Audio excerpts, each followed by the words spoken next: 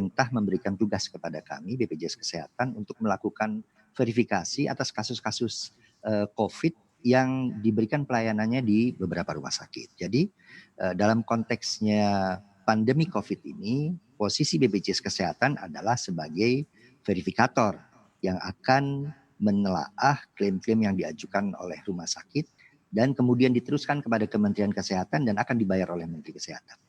Saya kira itu.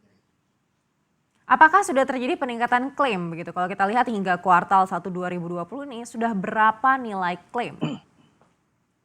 Ya, kita coba lihat untuk klaim yang kita bayarkan di bulan Januari, Februari, dan Maret itu memang ada nampak peningkatan, Mbak. Ya, peningkatannya kita biasa membayar setiap bulan itu sekitar 7 triliun ya. Di bulan Januari itu 7,4 triliun, kemudian di bulan Februari itu 7,5 triliun, sementara di bulan Maret kami membayar 8,5 triliun. Artinya ada peningkatan yang cukup besar sebesar 1 triliun. Namun klaim yang kami bayarkan ini sesungguhnya belum menggambarkan kondisi wabah COVID. Sebab apa? Sebab yang kami bayarkan di bulan Januari itu artinya pelayanan di bulan Desember dan November. Demikian juga yang di bulan Maret yang kita bayarkan itu akan lebih banyak pelayanan di bulan Februari kemudian Januari. Nah, sekarang pertanyaannya, dengan adanya wabah COVID ini sebenarnya bagaimana kunjungan peserta atau pasien JKN yang bukan menderita COVID. Nah, ini cukup menarik ini, Mbak, agar masyarakat juga tahu bahwa justru dengan adanya COVID telah terjadi penurunan kasus-kasus penyakit yang non-COVID yang selama ini banyak berobat ke rumah sakit. Mengapa demikian? Saya kira ini ada hubungannya dengan kebijakan PSBB, ya. Jadi kalau kita hitung ternyata di bulan Maret dan April itu terjadi penurunan jumlah kunjungan kasus penyakit non-COVID, Mbak. Hampir 40-40%.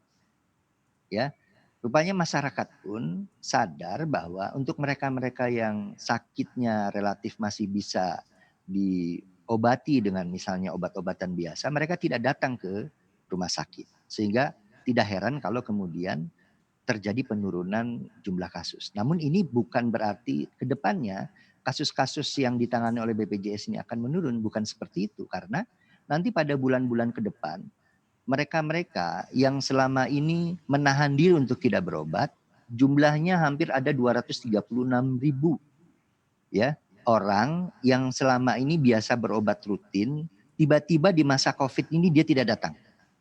Ya, kasusnya bisa diabetes mellitus, hipertensi dan lain sebagainya. Dan saya yakin begitu nanti masa COVID mulai mereda, maka mereka akan kembali lagi berobat dan kondisinya akan kembali seperti semula. Seperti itu, Mbak. Menahan untuk tidak berobat ini justru akan menjadi lebih baik begitu Pak? Apa kondisinya justru akan lebih menurun dan justru akan memperbesar lagi klaim di bulan-bulan berikutnya setelah COVID begitu?